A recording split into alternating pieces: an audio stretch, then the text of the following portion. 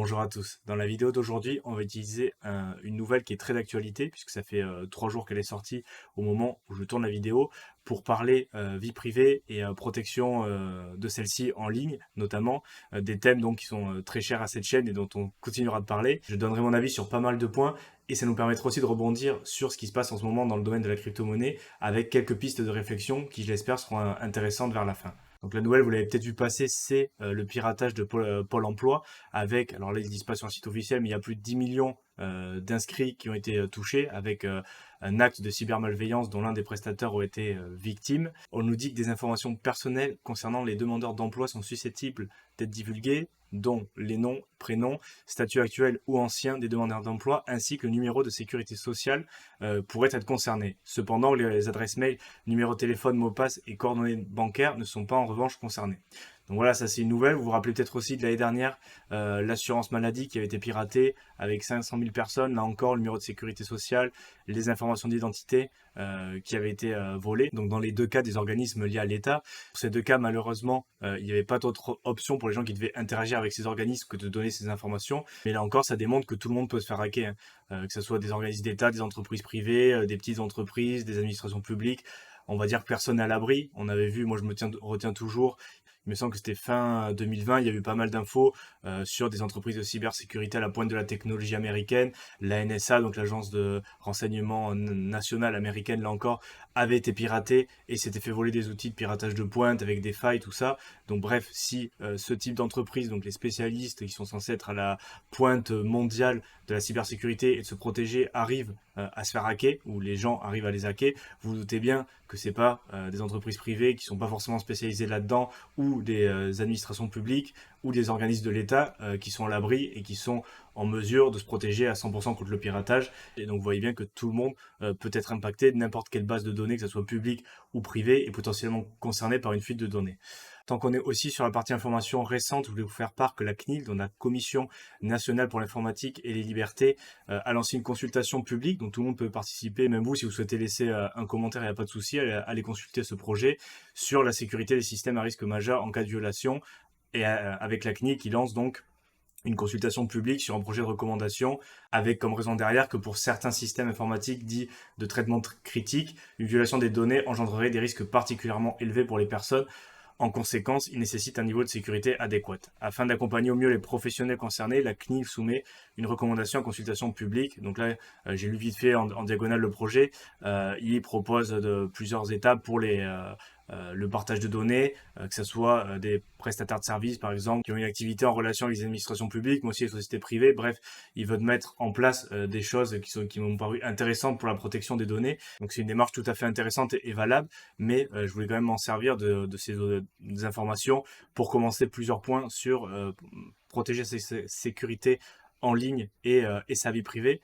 Donc on vient de voir que tout le monde peut se faire hacker, même les meilleurs. Donc si quelqu'un, une entité en a les moyens et en a suffisamment d'intérêt, il y a très peu de choses que vous puissiez faire pour l'arrêter, même si il n'y a pas forcément beaucoup de personnes, beaucoup d'entités qui sont en capacité de faire ça, mais c'est juste pour dire que ça peut exister. Ça permet surtout de poser un fait auquel on reviendra un peu plus tard. Dans les deux cas qu'on a vus, que ce soit Pôle emploi comme la sécurité sociale, grosso modo, tu n'as quand même pas trop de choix que de partager certaines données pour pouvoir avoir accès aux services, même si c'est quand même des données sensibles quand elles se font pirater, hein, numéro de sécurité sociale, en plus si ça va accompagner d'un mail, d'un numéro de téléphone, nom, prénom, tout ça, on peut vite arriver sur des cas de scam, phishing massif par mail, par téléphone, mais aussi de la supplantation d'identité, hein, en fonction de s'il y a suffisamment de données qui sont volées en une fois ou qu'il y a des recoupements qui sont faits, on peut vite arriver sur de l'ouverture de compte bancaire, faire des emprunts à la banque au nom d'une autre personne. Bon bref, ça peut aller très très loin et des fois c'est pas toujours évident de faire reconnaître ses droits et qu'on a été victime d'une arnaque. Donc c'est pour ça que c'est hyper important de protéger le plus possible ces données. Et ça va peut-être paraître un peu bas de plafond ce que je vais dire, mais la meilleure façon de protéger ces données d'un hack, c'est au départ de ne pas les donner. Donc ça, on y reviendra aussi après. Et deuxièmement, ne jamais les stocker en ligne. Et c'est là qu'on va pouvoir faire des parallèles avec le domaine de la crypto-monnaie. Pourquoi on préconise d'avoir des portefeuilles externes à froid? tout simplement, voilà, pour pas avoir ces clés privées stockées sur un bloc-notes, sur un fichier texte, même sur l'ordinateur, en ligne, chiffré. Tout ça, c'est pour éviter justement de se faire hacker une donnée hyper sensible qui permet du coup l'accès à tous les fonds de crypto si jamais elle est dévoilée. Et donc moi, ce qui me fait faire un peu de souci dans tout ça, c'est la création toujours de plus grandes bases de données avec toujours plus de données. On va aller chercher de plus en plus de données. On va te demander que ce soit au niveau financier, au niveau de santé, bref, à tous les niveaux, que ce soit par les entreprises privées ou par les entreprises publiques ou entités affiliées à l'État de toute manière. Notamment tout ce qui arrive dans le domaine des cryptos, les propositions de loi un peu lunaires où il fallait tracer toutes les transactions avec KYC, les wallets, que ce soit sur les SEX comme sur les wallets privés. On arrive vite à des choses assez préoccupantes en termes de potentiel failles sur la vie privée, parce que vous vous doutez bien qu'en plus une base de données contient des informations intéressantes et pour un grand nombre de personnes, plus c'est intéressant d'aller essayer de l'attaquer. Si c'est juste 3 personnes avec un nom, un prénom, on s'en fout un peu. Par contre, si vous avez une base nationale, par exemple, qui rassemble nom, prénom, adresse, compte bancaire, une petite photo de la carte d'identité, un passeport, plus le montant en crypto, vous doutez bien que là, par contre, c'est quelque chose de très intéressant à voir pour plein de, que ce soit du simple scam ou aller carrément toquer à la porte de quelqu'un et mettre une cible sur son dos si jamais les données fuitent. C'est pas quelque chose qui est impossible, hein. On a vu par exemple dans le scandale aussi, pensez à ce cas-là, en cas de faillite, sur Celsius, FTX, il y a plein de personnes dans la procédure judiciaire classique. Il y a du coup la divulgation alors ça c'est aux États-Unis, il me semble qu'en France c'est pas le cas. Bon, je sais pas, mais dans tous les cas, je suis sûr qu'aux États-Unis, il y a une liste qui a été dévoilée avec le nom, les personnes impliquées dans l'affaire, les montants en crypto, tout ça. Donc ça a été rendu public par une procédure judiciaire de liquidation. Ça n'a pas été volé, mais dans tous les cas, voilà, c'est une autre source de fuite de données.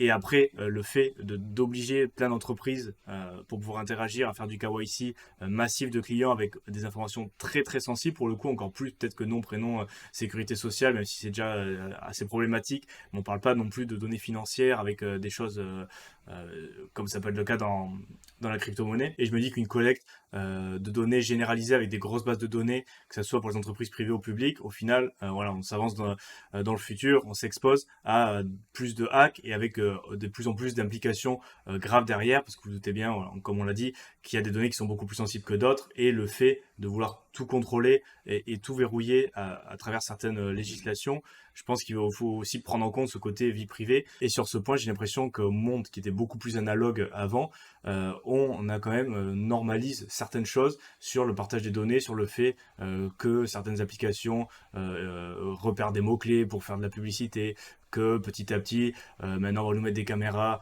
faciales pour les JO, on va pouvoir activer les portables pour certaines procédures, et petit à petit, on normalise le fait en fait de donner toute sa vie, toutes ses données en ligne sur diverses applications. Encore une fois, que ça peut venir de tous les côtés, mais c'est de plus en plus banalisé de partager, que ce soit peut-être si vous utilisez Teams au bureau, avoir un petit point vert, savoir si on est connecté, à quelle heure on a répondu, où on est, bon bref, plein de choses qui dans le monde analogue n'existaient pas et qui petit à petit se normalisent, que ce soit par les réseaux sociaux, que certaines applications, le monde du travail ou que ce soit une loi qui arrive, qui petit à petit met ces choses en place. Mais en tous les cas, moi, c'est quelque chose que je considère comme point de vigilance parce que on sait jamais. En plus, il y a l'IA qui arrive avec un traitement des données en temps réel, donc toute cette collecte de données sur des bases de données géantes et massives avec l'IA, ça fait quand même un cocktail assez détonnant pour potentiellement arriver sur des dérives. Donc aussi un appel à la vigilance et notamment si je me doute si vous regardez ce contenu investi dans les crypto-monnaies ou que c'est un monde qui vous intéresse,